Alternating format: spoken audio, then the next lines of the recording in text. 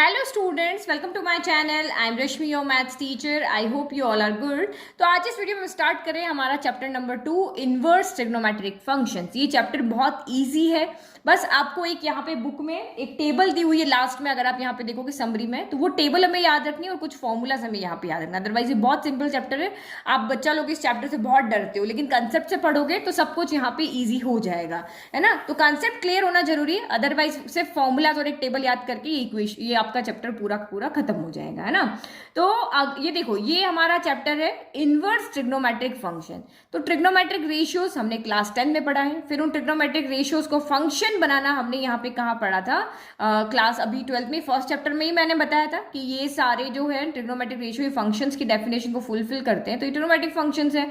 कुछ याद नहीं आ रहा ना फंक्शंस क्या होता है, तो डरो मत, मैं आपको सब चीज यहाँ पे समझाऊंगी, है ना। फिर ट्रिग्नोमेट्रिक फंक्शंस का इनवर्स फाइंड करना है, वो हम यहाँ पे सीखेंगे, है ना। अभी तक आपने क्लास 10th क्लास 11th में ट्रिग्नोमेट्री के बारे में जो कुछ भी पढ़ा है वो आपको लर्न रखना है। लेकिन अगर आपको याद नहीं है, चाहे वो फॉर्मूलाज हो चाहे वो फंक्शंस हो, बिल्कुल टेंशन मत लो, सब कुछ मैं यहाँ पे आपको रिवाइज कराऊंगी, पीछे वाला भी बताती जाऊंगी। तो आपको यहाँ पे सब कुछ धीरे धीरे समझ में आ जाएगा, है ना, रिवाइज हो जाएगा। So don't worry.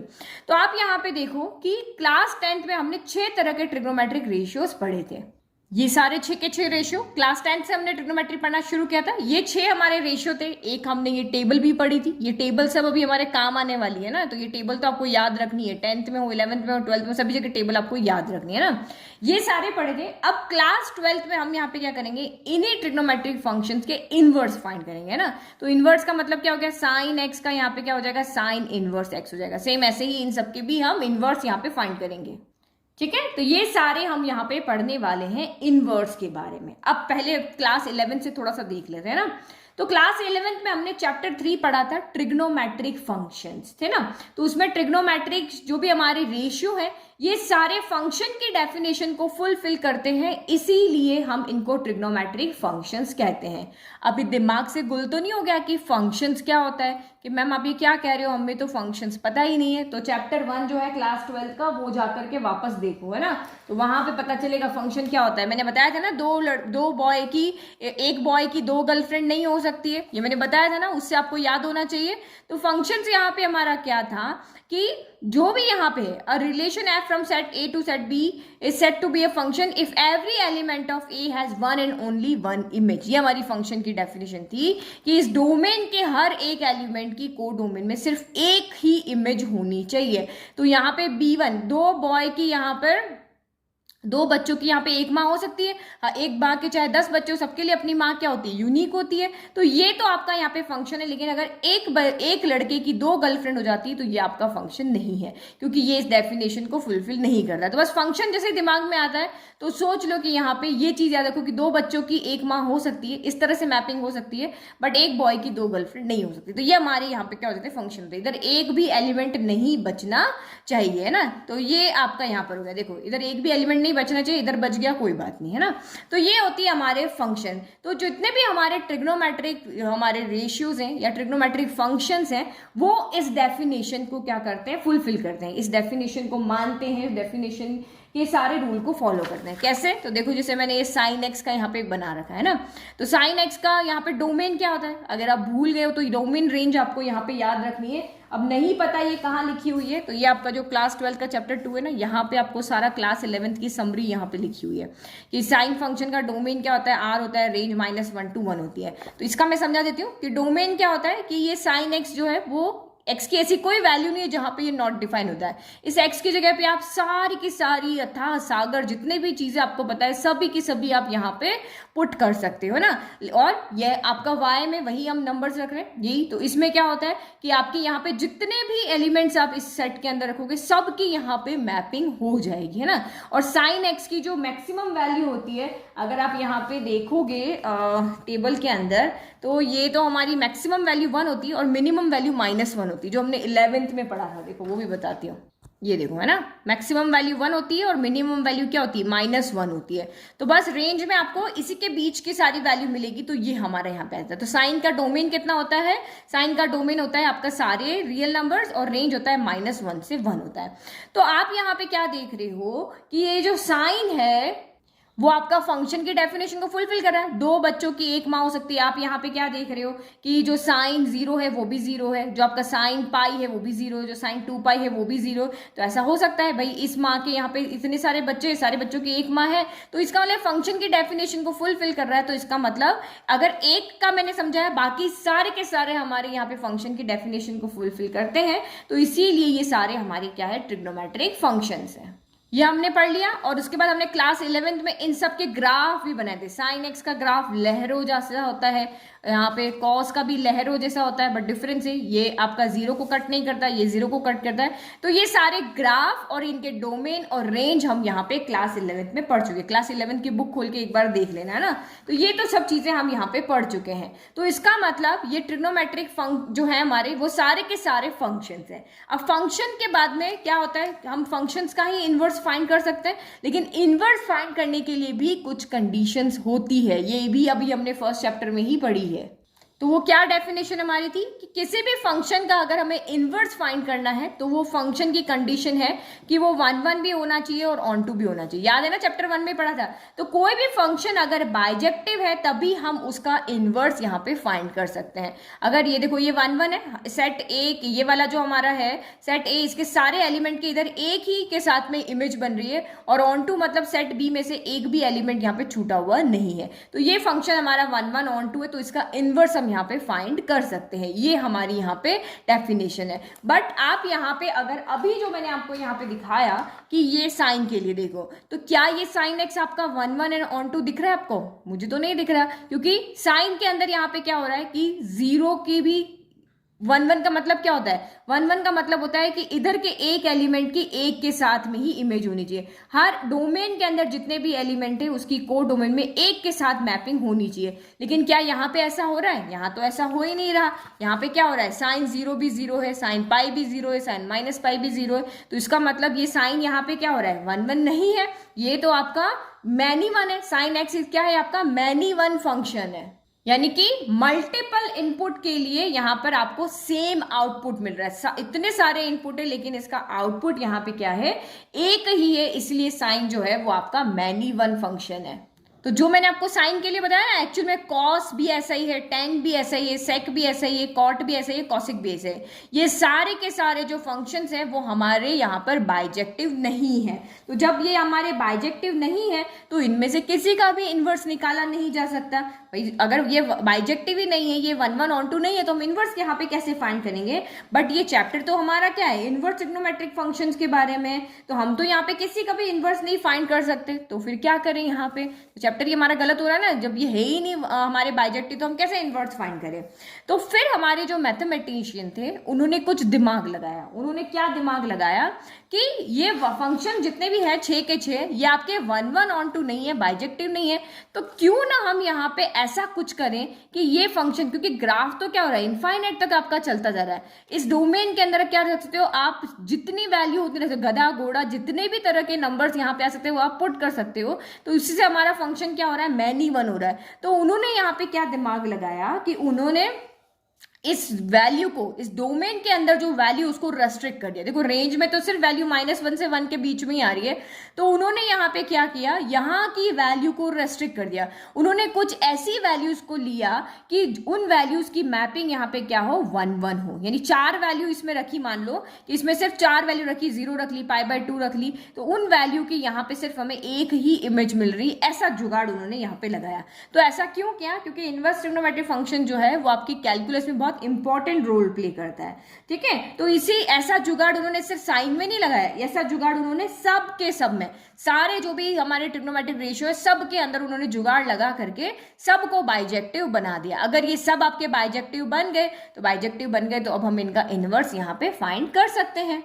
तो उन्होंने 6 के 6 में जुगाड़ लगाया। तो क्या जुगाड़ लगाया, उसके लिए आपको क्लास 11 का ये जो हमारे साइन कॉस टेन के जो डोमेन और रेंज थे वो आपको यहाँ पे पता होने चाहिए ना। मैं ये नहीं कह रही कि आप लर्न करो, ये अभी आपके काम नहीं आएंगे, बट 11th में हमने पढ़े थे। तो डोमेन का मतलब होता है ऑल इनपुट जो आप यहाँ पे वैल्यू को डाल रहे हो, जैसे ये है आपके, है ना, ये सारे इनपुट, और रेंज यहाँ पे क्या होता है, जो सारे आउटपुट है। तो साइन और कॉस के डोमेन में क्या होता है, क्योंकि साइन और कॉस कहीं पे भी नॉट डिफाइन नहीं होता है, तो आर की जगह सारी वैल्यूज आप यहाँ पे डाल सकते हो, और रेंज जो है वो आपकी -1 से 1 के बीच में आएगी, क्योंकि मिनिमम वैल्यू -1 होती है, मैक्सिमम ये होती है। ठीक है, थोड़ा सा आपको आइडिया दे रही हूँ अगर आप भूल गए हो।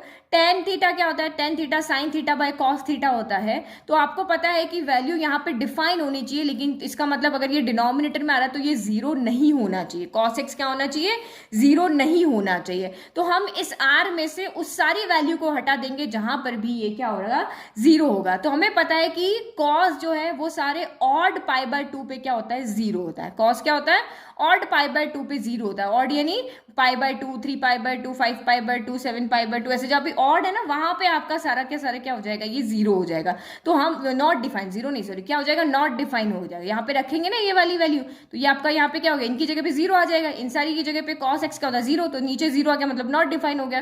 तो हमने 2n+1 पाई बाय 2, ये क्या है, ऑड नंबर है ना, तो उसको यहाँ से सब्ट्रैक्ट कर दिया, और इसका रेंज क्या हो जाता है, आर हो जाता है। सारे रियल में रेंज को हम इस तरह से भी डिनोट कर दें।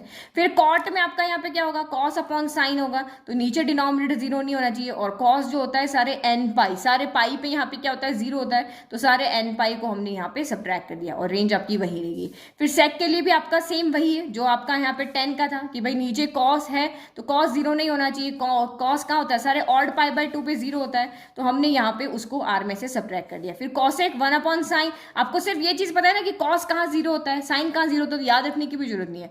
फिर यहाँ पे साइन 0 नहीं होना चाहिए, साइन कहाँ पे 0 होता है, सारे n पाई पे 0 होता है, तो हमने n पाई को सब्ट्रैक्ट कर दिया ना। फिर आपका ये इसकी रेंज होगी r -1 to 1, आपका यहाँ पर हो गया। तो आपके दिमाग में अगर आ रहा हो कि मैम यहाँ पे r -1 to 1 क्यों किया, तो आप यहाँ पे समझो कि जो cos थीटा है उसकी रेंज क्या होती है, उसकी रेंज -1 से 1 होती है। तो यानी कि यहाँ पे जो है आप यहाँ पे cos थीटा की वैल्यू कहाँ से कहाँ तक रख सकते हो, तो cos थीटा जो है आपका यहाँ पर क्या आएगा, 1 से ग्रेटर वैल्यू हो सकती है, और -1 से यहाँ पे क्या हो सकती है, छोटी वैल्यू हो सकती है, यही इसकी रेंज है। तो जब आप इसको यहाँ पे इसको वैल्यू को, इस रेंज की वैल्यू को आप यहाँ पे पुट करोगे और आप सॉल्व करके उसको देखोगे, तो मैं आपको यहाँ पे नंबर लाइन में बताती हूँ ना, तो ये -1 हो गया, ये 0 हो गया, 1 हो गया। तो जब आप यहाँ पे इसके बिटवीन की वैल्यू को पुट करके जब आप सॉल्व करोगे, तो सारी वैल्यू -1 से तो इधर जाएगी और +1 से इधर जाएगी, तो बीच में आपको कोई वैल्यू यहाँ पर नहीं मिलेगी, है ना, यहाँ के बीच में कोई वैल्यू नहीं मिलेगी। तो इसीलिए हमने यहाँ पे लिखा है कि -∞ से -1 तक लेंगे, और यहाँ पे 1 से लेकर के ∞ तक लेंगे। तो इसका मतलब यहाँ पे हमने इस तरह से इसको लिख दिया कि भाई ये हम काउंट, ऐसे भी देख सकते हो और ऐसे भी देख सकते हो ना। तो ये कॉस की जो रेंज है उसके अकॉर्डिंग अगर हम कोई भी वैल्यू पुट करोगे, कॉस की जगह पे आप पाई बाय 2 कुछ भी वैल्यू पुट करोगे, तो रेंज तो -1 से 1 है, इन्हीं के बीच की वैल्यू आपकी आएगी ना, -1 1 आ सकता है, इनके बीच में से कोई भी आ सकता है। तो जब हम उसको पुट करके सॉल्व करेंगे, तो जो हमारा आउटपुट आएगा वो हमेशा देखोगे कि या तो -1 से छोटा आएगा या 1 से आपका बड़ा आएगा। ये समझ में आ गया, बीच की वैल्यू आपकी कोई नहीं आएगी, तो बीच की वैल्यू को हमने यहाँ से हटा दिया है। तो या तो आप इसको याद करो या इसको याद करो, ये मैंने आपको 2 बार यहाँ पे समझा दिया है ना। तो साइन के लिए आपका यहाँ पर क्या हो गया, अभी साइन की बात करते हैं, सिर्फ साइन को समझते हैं, बाकी आप अपने आप समझ जाओगे। तो साइन का डोमेन कौन है, r, और रेंज कौन है, -1 से 1। तो इन्होंने क्या किया कि रेंज में इसको ऑन टू बनाना है ना, तो ऊपर वाली सारी वैल्यू को हटा दिया, नीचे वाली सारी वैल्यू को हटा दिया, रेंज में सिर्फ इन्होंने -1 से 1 तक ही रखा। अब हम इसको क्या कर रहे हैं, 1 1 बना रहे हैं, साइन एक्स को हम यहाँ पे क्या कर रहे हैं, 1 1 ऑन टू बना रहे हैं। तो 1 1 ऑन टू बनाने के लिए उन्होंने रेंज में सिर्फ -1 से 1 ही रखा, और इधर क्या किया, तो इधर यहाँ पे क्या किया वो देखो। तो साइन एक्स का जो डोमेन है वो क्या है, आर है। अभी जो मर्जी वो वैल्यू आप यहाँ पे डाल सकते हो, 0 pi by 2 pi by 3 pi by 4 2 pi 3 pi by 2, सब का सब डालते हो। लेकिन अब उन्होंने यहाँ पे एक जुगाड़ किया कि इस डोमेन को रेस्ट्रिक्ट कर दिया। उन्होंने यहाँ पे बोला कि हम क्या करेंगे, बस -π/2 से +π/2 तक की वैल्यू को ही देखेंगे, इधर से भी हम ग्राफ हटा देंगे, इधर से भी ग्राफ हटा देंगे। क्यों, क्योंकि हमें फंक्शन को यहाँ पे क्या बनाना है, 1 1 बनाना है ना, कि बस हम यहां से -π/2 से लेकर के +π/2 की वैल्यू को ही हम एक्सेप्ट करेंगे, क्योंकि बाकी सारी वैल्यू को रखने पर ये फंक्शन जो हमारा क्या हो रहा है, मैनी 1 हो रहा है, लेकिन हमें इसको सिर्फ क्या रखना है, 1 1 रखना है। तो हम यहाँ पे, क्योंकि इन्हीं वैल्यूज की वजह से ये आपका यहाँ पे क्या हो रहा है, बाइजेक्टिव नहीं हो रहा है ना, बाइजेक्टिव नहीं हो रहा, तो डोमेन में उन्होंने सिर्फ उसी वैल्यू को रखा जिससे कि हम यहाँ पे 1 1 हो जाए और जिससे फंक्शन का इनवर्स की कंडीशन यहाँ पे फुलफिल हो जाए। अब अब ये 1 1 हो गया, ऑन टू हो गया, तो इनवर्स की कंडीशन को फुलफिल कर रहा है, बाइजेक्टिव हो गया, ताकि हम अब इस फंक्शन का क्या कर सके, इनवर्स फाइंड कर सके। तो डोमेन के वैल्यू को रेस्ट्रिक्ट करके हम फंक्शन को यहाँ पे क्या कर रहे हैं, 1 1 बना रहे हैं। मीन्स हर एक इनपुट के लिए हम यहाँ पे सिर्फ एक आउटपुट को ही एक्सेप्ट कर रहे हैं। तो कैसा होगा, समझ में आ गया। साइन एक्स का ग्राफ है, लहरों वाला ये ग्राफ है, तो लहरों में से यहाँ पे क्या कर दिया हमने, एक जो भी इंटरवल यहाँ पे रिपीट हो रहे थे ना, उन रिपीट वाले इंटरवल को हमने हटा दिया। ठीक है, सिर्फ हमने यहां से यहां तक वाला ही इसको रखा है ना, तो रिपीटेशन को हटा दिया। तो यहाँ पे देखो साइन एक्स, यहाँ पे देखो साइन एक्स आपका 0 है, साइन 0 भी 0 है, साइन -पाई भी 0 है, तो हमने इसको भी हटा दिया, इसको भी हटा दिया, सिर्फ इसको यहाँ पे रख लिया ना, 0 को रख दिया। फिर क्या क्या, अलग अलग 2x की वैल्यू के लिए अलग अलग हमको y चाहिए, तो हमने ऐसा ही इसको एक्सेप्ट किया कि हमें अलग अलग x की वैल्यू के लिए यहाँ पे अलग अलग y मिल जाए, है ना। तो हमने ग्राफ में से एक ऐसा टुकड़ा ढूंढ करके निकाल लिया जहां पे हमें अलग अलग x की वैल्यू के लिए अलग अलग y यहां पर मिल जाए। तो अब अगर आपके दिमाग में आ रहा हो कि मैम यही वाला टुकड़ा क्यों ढूंढा, यहाँ पे तो और भी टुकड़े हो सकते थे, चाहे आप यहाँ देखो तो ये 3π/2 से लेके -3π/2 वाला भी आप ले सकते थे, ऐसा भी कर सकते थे। तो ये बच्चों यहाँ पे क्या हो गया, क्योंकि ये ग्राफ है, इनफाइनाइट चलेगा, सब लोग अपना अपना अलग अलग मत देंगे कि मैं इधर वाला लूंगा, मैं उधर वाला लूंगा।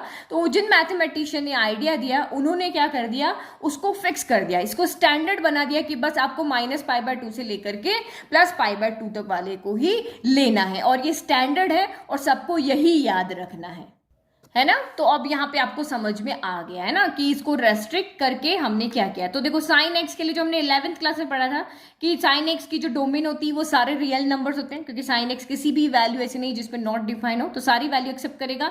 और रेंज ये क्योंकि मिनिमम वैल्यू -1 आएगी और मैक्सिमम वैल्यू 1 आएगी। अब रेस्ट्रिक्ट हमने क्या कर दिया, तो अभी आप ग्राफ में मैंने आपको बताया था कि उन्होंने स्टैंडर्ड कर दिया कि आपको -π/2 से लेकर के +π/2 तक का डोमेन लेना है और रेंज वही आपकी रहेगी। तो इसको जब हम यहाँ पे रेस्ट्रिक्ट कर देंगे डोमेन को, तो अब हमें हर एक x के लिए हर एक डिफरेंट y मिलेगा, और अब हमारा ये फंक्शन यहाँ पे क्या हो जाएगा, 1 1 ऑन 2 हो जाएगा। तो ऐसा काम उन्होंने सिर्फ साइन के लिए नहीं किया, ऐसा काम उन्होंने सब के लिए किया, 1 2 3 4 5 सब के लिए किया यहाँ पे ना। तो ये देखो ये हमारा cos x है, तो cos x के लिए भी मैंने आपको यहाँ पे ये टेबल इस तरह से बना रखा है, ये भी मैनी 1 है, तो उन्होंने इसको भी यहाँ पे क्या कर दिया, रेस्ट्रिक्ट कर लिया। तो पहले साइन का पढ़ ले, उसके बाद बाकी सबका पढ़ेंगे। तो अब यहाँ पे देखो, अब हमारा एक काम हो गया कि हमने इसको बाइजेक्टिव बना दिया। अब बाइजेक्टिव बना दिया तो अब हम इसका इनवर्स फाइंड कर सकते हैं। तो इनवर्स फाइंड करने की क्या डेफिनेशन होती है, याद है आपको इनवर्स कैसे फाइंड होता है?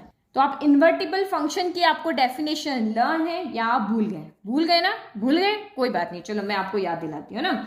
तो लेट के हम यहाँ पे एक फंक्शन लेते हैं, f(x) ले लिया, ठीक है, कोई भी एक फंक्शन हमने ले लिया और मान लेते हैं कि ये फंक्शन जो है वो बाइजेक्टिव है। ये फंक्शन क्या है, दिस फंक्शन इज आपका यहाँ पर क्या है, बाइजेक्टिव है।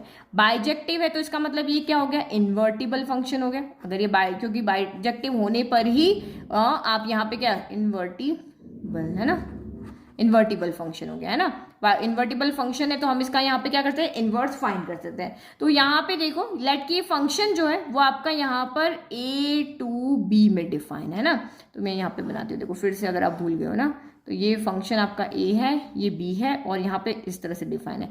अब ये फंक्शन इन्वर्टिबल है तो ये आपका यहाँ पर क्या है, डोमेन है, और ये आपका यहाँ पर क्या है, रेंज है।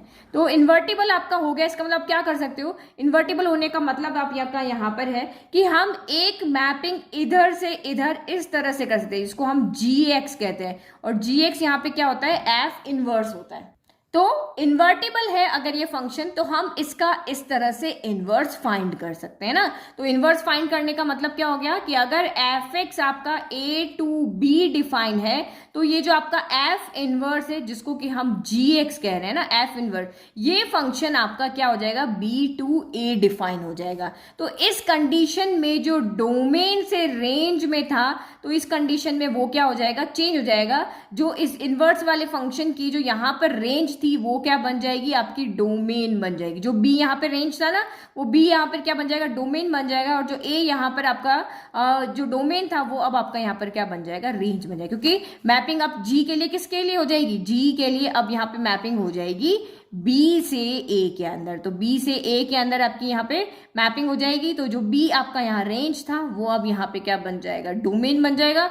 और जो आपका यहाँ पर डोमेन था ए, वो अब आपका यहाँ पर रेंज हो जाएगा। बस यही समझने की यहाँ पे बात है। ये सेम चीज मैंने आपको क्लास 12th के अंदर में भी फर्स्ट चैप्टर में आपको यहाँ पे पढ़ाई थी, है ना, कि ये देखो अगर एफ आपका ए टू बी डिफाइन है तो f inverse B to A define हो जाएगा। तो ये दोनों आपस में पलट जाएंगे। जो रेंज था वो अब डोमेन बन जाएगा, जो डोमेन था वो आपका यहाँ पर रेंज बन जाएगा।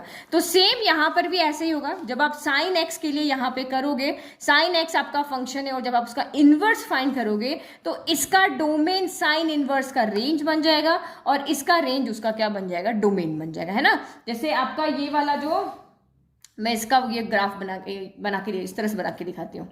तो ये यहाँ पे देखो हमारा फंक्शन क्या था, f x equal to sine x था। ये हमने कह दिया कि वही वाला जो 12th वाला ना, ये रेस्ट्रिक्टेड वाला साइन एक्स है। इसका डोमेन देखो ये है ना, -π/2 से π/2, और रेंज क्या है, -1 से लेकर के +1 तक है। तो डोमेन आपका ये रेंज है। लेकिन जब इसका हम इनवर्स फाइंड करेंगे, यानी साइन इनवर्स एक्स यहाँ पे हो गया, तो जो डोमेन है वो जो आपके यहाँ रेंज है वो डोमेन बन जाएगी, और जो आपके यहाँ डोमेन था वो आपकी क्या हो जाएगी, रेंज बनेगी। दोनों आपस में क्या हो जाएंगे, पलट जाएंगे। तो अगर आप यहाँ पे ग्राफ अगर इसका देखो ना, तो ग्राफ भी उल्टा हो जाएगा। अगर हम यहाँ पे ग्राफ बना रहे थे अभी, जैसे कोई मैंने आपको ये पेपर में भी दिखाया था ना, ये ग्राफ बना हुआ है। तो y पे कौन है आपका, 1 से -1 तक की वैल्यू, और x पे क्या है, सारे एंगल है। यही इसका ग्राफ है ना। यहाँ पे 0 है, देन आपका यहाँ पे हम π/2 ले लेते हैं, यहाँ पे आपका माइनस का π/2 ले लेते हैं, और इस पे क्या वैल्यू थी आपकी, यहाँ पे 1 थी, और यहाँ पे हम -1 ले लेते। तो हमारा ग्राफ किस तरह से बन रहा था, ठीक है। तो ग्राफ हमारा यहाँ से ऐसे जा रहा था, है ना, यहाँ से ऐसे जा रहा था। लेकिन जब इसकी जब बात करेंगे ना, तो ये वैल्यू आपकी चेंज हो जाएगी। अब ये x पे आएगा, ये y पे आएगा। x पे आपका क्या आएगा, ये 1 आएगा, ये 0 आएगा, ये आपका -1 आएगा, और यहाँ पे आपका अब क्या हो जाएगा, ये आपका आएगा यहाँ पे π/2 आएगा, और यहाँ पे आपका यहाँ पे क्या आएगा, माइनस का π/2। तो ये जो ग्राफ आपका अभी ऐसे बन रहा था ना, यही ग्राफ अब आपका चेंज होके क्या बन जाएगा, ऐसे चेंज होके ऐसे बन जाएगा, इस तरह से बन जाएगा, है ना। तो ये एग्जैक्ट वैल्यू में देखना 1 यहाँ आएगा, बट आप यहाँ पे देखो ये ग्राफ भी इनके साइन एक्स के और साइन इनवर्स के चेंज हो जाएंगे। ये ऐसा होगा तो ये ग्राफ आपका इस तरह से हो जाएगा, है ना, इस तरह से हो जाएगा, ये इस तरह से, ठीक है। तो ये भी हमें समझ में कि दोनों के ग्राफ यहाँ पे क्या होंगे, अलग अलग होंगे। तो ये जो आपने यहाँ पे रेस्ट्रिक्टेड डोमेन किया है ना, यहाँ पे ये वाला जो है ना, तो इसको हम यहाँ पे जो टर्म यूज करेंगे उसको हम यहाँ पे कहेंगे प्रिंसिपल वैल्यू ब्रांच। ये जो ग्राफ आपने लिया है ना, इसको यहां से तक रेस्ट्रिक्ट कर दिया, तो इसको हम यहाँ पे कह रहे हैं प्रिंसिपल वैल्यू ब्रांच, क्योंकि हमने इसका एक टुकड़ा लिया, मतलब पेड़ में से एक टुकड़ा निकाल लेते ना उसकी, वैसे ये यहाँ पे क्या है, ब्रांच हमने इसमें से निकाल ली है। तो हम इनवर्स ट्रिग्नोमेट्रिक के केस में हर बार प्रिंसिपल वैल्यू ब्रांच आपको बतानी पड़ेगी। तो डोमेन का तो यहाँ पे ऐसा कुछ नहीं है, रेंज आपको यहाँ पे सबकी क्या है, याद रखनी है, क्योंकि जब हम यहाँ पे आंसर को सॉल्व करेंगे तो हमें इस रेंज से बार बार देखना पड़ेगा कि हमारी रेंज से आंसर बाहर नहीं जाना चाहिए। तो प्रिंसिपल वैल्यू ब्रांच साइन के लिए क्या होती है, -π/2 से π/2 होती है, और दुनिया के सभी लोगों को यही मानना है। चाहे हम ग्राफ में देखें, हम अलग अलग ब्रांच यहाँ से तोड़ सकते हैं, हर पेड़ की कितनी भी ब्रांच आप अलग अलग तोड़ सकते हो ना, सेम यहाँ पर भी आप अलग अलग इस ग्राफ को आगे बढ़ाते रहो, इधर भी बढ़ाते रहो, तो कहीं पे भी कोई भी ब्रांच मिल सकती है। लेकिन हमें जो पूरी दुनिया को मैथमेटिशियन ने कह दिया कि भाई जो हमने फाइनल कर दिया वही चीज आपको यहाँ पे याद रखनी है। तो साइन एक्स की कंडीशन के लिए, साइन इनवर्स एक्स की कंडीशन के लिए जो प्रिंसिपल वैल्यू ब्रांच है वो क्या है, -π/2 से लेकर के π/2। समझ में आ गया। तो ये सब मैंने आपको डीप में क्यों एक्सप्लेन किया, मैंने डीप में इसलिए एक्सप्लेन किया कि देखो मैथमेटिशियन कैसे सोचते हैं, ताकि आप भी उस तरह से सोचो कि कैसे उन्होंने ट्रिग्नोमेट्री रेशियो को पहले फंक्शन दिखाया, फिर फंक्शन से इनवर्स नहीं बन रहा था तो उन्होंने उसको बाइजेक्टिव बना के और उनका इनवर्स यहाँ पे फाइंड किया। तो कोई सिंपल काम नहीं है, बहुत से पापड़ बेले है ना। तो अगर अब आपसे कोई भी पूछे कि साइन एक्स का और साइन इनवर्स एक्स का डोमेन अलग अलग क्यों है, भाई साइन एक्स का डोमेन ये है, साइन इनवर्स एक्स का डोमेन ये है, भाई ये अलग अलग क्यों है? तो अब आपके पास आंसर है, आप पूरा का पूरा जैसे मैंने आपको समझाया वैसे कि वैसे आप किसी को भी बता सकते हो ना। तो बाकी जो 5 बचे हुए ट्रिग्नोमेट्रिक रेशियो है हमारे साइन कॉस टेन इनके लिए, तो इन सब के लिए भी उन्होंने ऐसा ही किया, सब के लिए उन्होंने क्या किया, उनके यहाँ पे रेस्ट्रिक्शन लगा दिए। कहाँ पे? डोमेन के अंदर। उन्होंने डोमेन को इस तरह से रेस्ट्रिक्ट कर दिया कि ये भी सारे क्या बन जाए, बाइजेक्टिव फंक्शन बन जाए ना। तो और बाइजेक्टिव बन जाएंगे तो हम इनवर्स फाइंड कर लेंगे। तो अब मैं आपको इन सब के ग्राफ नहीं समझाऊंगी, एक मैंने आपको समझा दिया तो आपके दिमाग में क्लियर हो गया ना। क्लास 11th में आपने ग्राफ पढ़ा हुआ है। तो क्लास 12th के लिए इनवर्स ट्रिग्नोमेट्रिक फंक्शन का डोमेन एंड रेंज समझाना और लर्न रखना है आपको। यहाँ पे डोमेन और रेंज यहाँ पे क्या करनी है, इन रेस्ट्रिक्टेड वालों की यहाँ पे क्या करनी है, रेंज तो आपकी यहाँ पे फिर भी काम आएगी, बट डोमेन यहाँ पे आपको कहीं नहीं पूछेंगे, हर जगह आपको यहाँ पे ये प्रिंसिपल वैल्यू ब्रांच का ही काम आएगा। तो यहाँ पे देखो अब आपका यहाँ पे क्या हो गया, एक टेबल और बनेगी ना, ये नेचुरल हो गया, ये रेस्ट्रिक्टेड हो गया। अब साइन इनवर्स एक्स के लिए डोमेन आपका यहाँ पे ये हो जाएगा और रेंज आपका क्या हो जाएगा, ये हो जाएगा। तो मैं लास्ट जो आपको टेबल बनानी है ना वो बना के और आपको दिखा देती हूँ कि ये चीजें आपको याद रखनी है, फिर कुछ फॉर्मूलाज आपको उनको भी याद करने की शॉर्ट ट्रिक बताती हूँ। चलो अब स्टार्ट होती है हमारी शॉर्ट ट्रिक। समझ हम कुछ चुके हैं, सब कुछ समझ चुके हैं, सब कुछ हमारे दिमाग में क्लियर है। अब देखते हैं जो काम की बात है उसको कैसे याद रखना है ना। तो डोमेन एंड रेंजेस, रेंज का मतलब प्रिंसिपल वैल्यू ब्रांचेस। तो जब भी हम क्वेश्चन सॉल्व करेंगे तो इन रेंजेस का जरूर ध्यान रखना है और यही आपको यहाँ पे याद रखना है ऑफ इनवर्स ट्रिग्नोमेट्रिक फंक्शन। तो यहाँ पे हमारे पास टोटल 6 ट्रिग्नोमेट्रिक फंक्शंस हैं, या हमारे पास 6 इनवर्स ट्रिग्नोमेट्रिक फंक्शंस हैं। तो उसको हमने 2 फैमिली में डिवाइड कर दिया ना, एक फैमिली हमारी एस है और एक फैमिली हमारी सी है। तो फैमिली एस में कौन कौन आएगा, फैमिली एस में आपका यहाँ पर आएगा साइन एक्स ले लो, या सॉरी साइन इनवर्स एक्स हो गया। फिर देखो आप और कहाँ का साइन आता है, 1/sin क्या होता है, तो कॉसेक होता है, तो ये कॉसेक इनवर्स एक्स हो गया। और एक और साइन किसके डिवाइड में आता है, tan में ना, तो ये आपका यहाँ पर tan इनवर्स एक्स हो गया। क्यों हमने ये 3 बनाया, देखो यहाँ भी साइन है, कॉसेक 1/sin होता है, tan 1 cos अपॉन साइन होता है ना।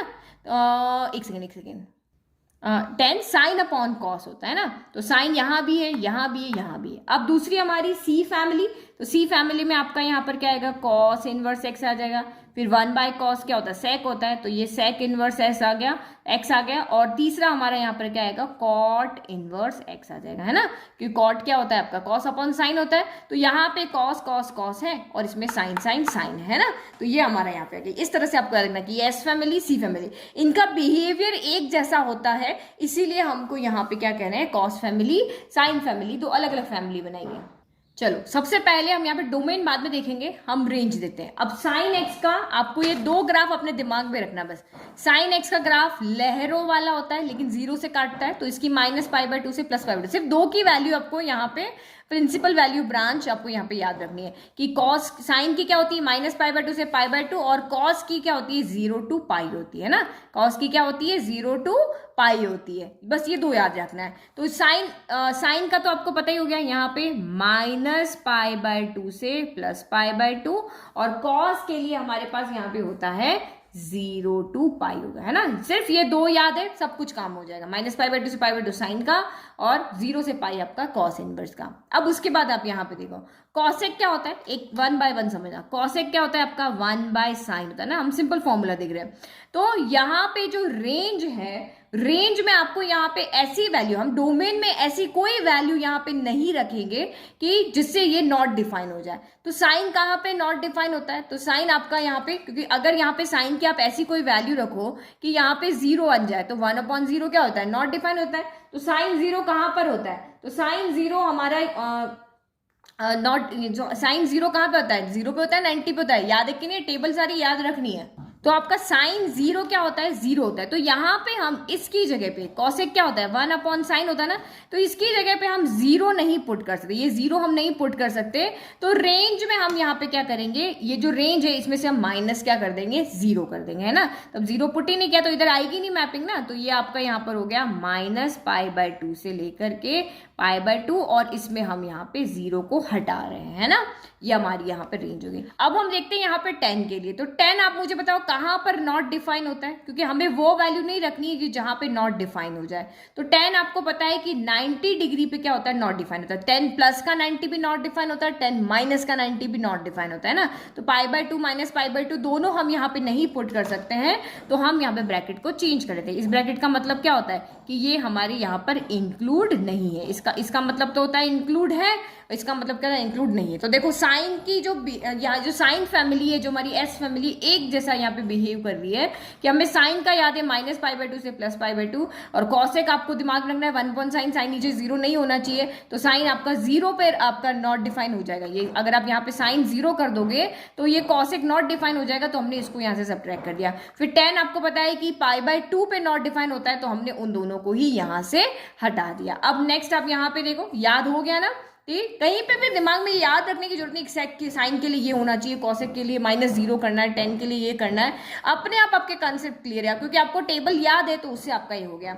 अब कॉस आपको अभी मैंने ग्राफ में दिखाई था कि ये स्टैंडर्ड आपका जो प्रिंसिपल वैल्यू ब्रांच है इसकी, ये वाली इसकी क्या है आपकी प्रिंसिपल, ये उन्होंने मैथमेटिशियन ने पहले से डिफाइन कर दी कि ये वाली ब्रांच ही आपको यहाँ पर याद रखनी, क्योंकि इस ब्रांच में हर एक इनपुट के लिए आपको यूनिक आउटपुट मिलेगा। तो ये आपका 0 to π हो गया। अब सेक आपका यहाँ पे क्या होता है, तो सेक हमारा होता है 1/cos होता है। तो कॉस यहाँ पे नीचे आपका क्या होना चाहिए, 0 नहीं होना चाहिए। तो कॉस कौन सी वैल्यू पे आपका 0 होता है, तो हमें पता है कि cos 90 क्या होता है हमारा 0 होता है। cos 90 0 होता है ना, तो 90 को यहाँ से हटा दो इसमें से, तो हमने यहाँ से 0 to π कर दिया और यहाँ पे माइनस का π/2 हटा दिया, क्योंकि हमने इस वैल्यू पे ही हमारा ये क्या होगा, हमारा नॉट डिफाइन हो जाएगा। फिर कॉट, तो कॉट कौन सी वैल्यू के लिए आपका नॉट डिफाइन होता है, कॉट की तो सीधी वैल्यू है। तो कॉट आपका 0 भी जो होता है वो नॉट डिफाइन होता है, और कॉट π भी जो होता है वो नॉट डिफाइन होता है ना, दोनों होते हैं, ठीक है। तो ये हमारे, तो यहाँ से क्या करेंगे हम, इधर से 0 को भी हटा देंगे और इधर से π को भी हटा देंगे। मतलब इनके बिटवीन की वैल्यू आएगी, ब्रैकेट तो समझते हो ना, इनके बिटवीन की वैल्यू आएगी, ये वैल्यू आपकी ये नहीं आएगी, 0 भी नहीं आएगा, π भी नहीं आएगा। तो आई होप आपको ये समझ में आ चुका है कि कैसे हमें ये अलग अलग फैमिली से याद रखना है कि साइन के लिए ये है, कॉस के लिए ये है, कॉसेक के लिए हमारा साइन 0 पुट करने पर नॉट डिफाइन तो 0 हटा दिया, 10 में 90 पुट करने पर नॉट डिफाइन, दोनों 90 आ दिए। फिर सेक में आपका कॉस π/2 पुट करने पर नॉट डिफाइन तो π/2 हटा दिया, और कॉट में 0 π दोनों पे नॉट डिफाइन होता है तो 0 π दोनों हटा दिया। अब आप यहाँ पे देखो डोमेन, तो डोमेन में साइन की जो होती है वो मैक्सिमम वैल्यू और मिनिमम वैल्यू क्या होती है, वही हमें यहाँ पे पुट करनी है। तो मिनिमम वैल्यू -1 होती है, मैक्सिमम वैल्यू 1 होती है। अब सेम आपका कॉस में भी यही होता है कि -1 होती है, 1 होती है। साइन कॉस की तो सेम ही होती है, टेबल से ही पता है आपको। और tan कॉट में तो ये हमने देखा था, साइन और ये जब हमारे साइन एक्स कॉस एक्स इनके डोमेन और रेंज हमने देखा था, तो tan कॉट का रेंज क्या था, r था, दोनों आपके रियल नंबर थे। तो यहाँ पे भी आपके क्या बन जाएगा, जो डोमेन इनवर्स में चेंज होते हैं ना, तो ये भी आपका रियल नंबर हो गया, ये भी आपका क्या हो गया, रियल नंबर हो गया। तो देखो साइन कॉस का डोमेन सेम है, tan कॉट का आपका डोमेन सेम है। अब रेंज की बात आ गई है ना, तो कॉसेक के लिए क्या हो गया, तो इनका आपका कॉसेक और सेक का डोमेन क्या हो गया, r -1 to 1 और r -1 to 1। इन दोनों की डोमेन सेम, इन दोनों की डोमेन सेम, इन दोनों की डोमेन सेम। ये मैं आपको पहले ही बता चुकी हूँ। r में से -1, यहाँ पे क्यों करेंगे, तो यहाँ पे देखो अगर आपको नहीं समझ में आया तो एक बार फिर से बताती हूँ। तो सेक fx इक्वल टू हमने सेक एक्स ले लिया, क्योंकि हम यहाँ पे पता है ना कि जो यहाँ पे इसका डोमेन होगा, जो यहाँ पे इसका रेंज होगा, वही इसका यहाँ पे क्या बन जाएगा, डोमेन बन जाएगा, है ना। तो हम एक्चुअल में यहाँ पे इसकी क्या निकाल रहे, रेंज निकाल के, फंक्शन की रेंज हम यहाँ पे निकाल के देखते हैं। तो यहाँ पे सेक एक्स क्या हो गया, 1/cos x हो गया। अब आप यहाँ पे देखो cos x, अब देखो 1 तो 1 है, फिक्स रहेगा। अब इस x की जगह पे आप क्या क्या वैल्यू यहाँ पे देख सकते हैं। तो देखो cos x कहाँ से कहाँ तक डिफाइन है, cos x की वैल्यू क्या होती है, -1 से 1 के बीच में होती है, यही होती है ना भाई। cos x की वैल्यू जो होती है वो क्या होती है आपकी -1, मिनिमम वैल्यू -1 आएगी, मैक्सिमम वैल्यू आपकी यहाँ पे क्या आएगी, 1 आएगी। लेकिन ये तो cos x की बात हो रही है, लेकिन जब हम इसको डिनोमिनेटर में पुट करते हैं ना, जब आप इसको डिनोमिनेटर में इस वैल्यू को पुट करोगे तो ये वैल्यू उल्टी हो जाती है। उल्टी कैसे कि -1 से बड़ी मिलेगी तो ये यहाँ आ जाएगा, ये यहाँ आ जाएगा, यानी कि cos x में अब क्या हो जाएगा, अब हमें वैल्यू सारी 1 से बड़ी मिलेगी और -1 से छोटी मिलेगी, क्योंकि अब हमने इसको रेसिप्रोकेट कर दिया। भाई आप यहाँ पे देखो, अगर x इक्वल टू आपका यहाँ पे 2 है, तो अगर आपने इसको रेसिप्रोकेट कर दिया तो ये 1/2 हो गया ना, छोटा हो गया ना, इस तरह से हमारा हो जाएगा ना। जब cos x हमारा जब ऊपर की तरफ है, न्यूमरेटर पे है, तो उसकी जो रेंज है यानी कि -1 से 1 के बीच में वो वैल्यू देगा। -1 भी दे सकता है, तो ये हमारी वैल्यू देगा। लेकिन जब हम उसको रेसिप्रोकेट कर देंगे तो कुछ तो कंडीशन चेंज होगी, तो ये वैल्यू क्या हो जाती है, उल्टी हो जाती है। जब वो पहले क्या देता है, 1 से छोटा था, लेकिन जब ऐसे ही हम रेसिप्रोकेट करेंगे, जैसे आप यहाँ पे देखो कोई भी एक नंबर लेते हैं, जैसे मैं 0.01 ले लेती हूँ, ये वैल्यू क्या है हमारी, 1 से क्या है, 1 से छोटी है। लेकिन अगर इसी वैल्यू को मैं रेसिप्रोकेट कर दूं, 1/0.01 कर दूं, डेसिमल हटा दूं, ऊपर 2 चले जाएंगे, ये क्या हो गई, 100 हो गई। अब 100 यहाँ पे 1 से क्या हो गई, बड़ी हो गई। तो रेसिप्रोकेट होने पे क्या होता है, छोटा बड़ा हो जाता है, बड़ा छोटा हो जाता है। तो यहाँ पे भी सेम ऐसे ही हो रहा है कि अगर हम ऊपर रख रहे थे तो हमें सारी वैल्यू 1 से छोटी मिल रही थी, -1 से बड़ी मिल रही थी, है ना। लेकिन जैसे हमने रेसिप्रोकेट करे तो उल्टा हो गया, अब हमें वैल्यू 1 से तो यहाँ पे क्या मिलेगी, बड़ी मिलेगी, और -1 से यहाँ पे क्या मिलेगी, छोटी मिलेगी। यही कह रहा है ना यहाँ पे। तो इसका मतलब यहाँ पे क्या हो गया आपका कि अगर इसको नंबर लाइन पे प्लॉट करके देखो, ये हमारा 0 है, ये हमारा -1 है, ये हमारा 1 है, तो अब हमें सारी वैल्यू 1 से बड़ी मिलेगी। 1 से बड़ी कहाँ जाएगी, इस तरफ, और -1 से छोटी मिलेगी, तो -1 से छोटी कहाँ जाएगी, इस तरफ। यानी इसके बिटवीन में हमें यहाँ पे कोई वैल्यू नहीं मिलेगी। तो इसीलिए जब हम वैल्यू पुट करके इसको सॉल्व करेंगे तो जो हमारी रेंज इसकी आएगी वो यहाँ पर कितनी आएगी, R माइनस, इस तरह से भी लिख सकते हो, R -(-1 to 1), यानी कि आपको कहां से मिलेगी, -1 से लेकर के, यानी -∞ से लेके -1 तक मिल सकती है, या फिर आपको 1 से लेकर के इन्फिनिटी तक यहाँ पे मिल सकती है। ये इसका और इसका एक ही मतलब है ना। तो ये मैंने आपको यहाँ पे समझा दिया। तो इसके साथ भी ऐसा ही है, और यहाँ पे इसके साथ कॉसेक में क्या होता है, साइन होता है। तो साइन और कॉस की दोनों की जो मैक्सिमम मिनिमम वैल्यू सेम है, तो दोनों का कंडीशन भी यहाँ पर सेम है। अब देखते हैं कुछ फॉर्मूलाज, ठीक है। तो ये इंपॉर्टेंट फॉर्मूलाज हम क्लास 11 में पढ़ चुके हैं कि यहाँ अगर माइनस है तो कॉस और सेक में माइनस बाहर नहीं आता है, बाकी चारों में साइन क्या आता है, बाहर आता है। जैसे आपका यहाँ पे लिखा हुआ है कि cos -30 की वैल्यू आप निकाल के दिखाओ, तो आप यहाँ पे क्या कर दोगे, cos -30 और cos 30 की वैल्यू सेम होती है। लेकिन अगर यही सेम sin -30 की वैल्यू आपको कहेंगे तो ये माइनस का साइन क्या हो जाती है, 30 हो जाती है ना। तो ये चीज़ यहाँ पे हमने 11th क्लास में पढ़ा हुआ है। अब यही फॉर्मूला सिर्फ यहाँ पे इंपॉर्टेंट फॉर्मूला देखो, कॉस और सेक, आपको सेक क्या होता है, 1/cos होता है ना। कॉस और सेक ऐसे होते हैं जो माइनस को अपने अंदर ले लेते हैं, बाकी सब माइनस को बाहर फेंक देते हैं ना, बाकी 4 माइनस को बाहर फेंक। इस तरह से याद करो कि कॉस और सेक क्या होते हैं, माइनस साइन को अपने अंदर ले लेते हैं, खा लेते हैं, लेकिन बाकी के 4 हैं वो माइनस को बाहर फेंक देते हैं, उनको माइनस पसंद नहीं है। कॉस और सेक को माइनस खाना पसंद है।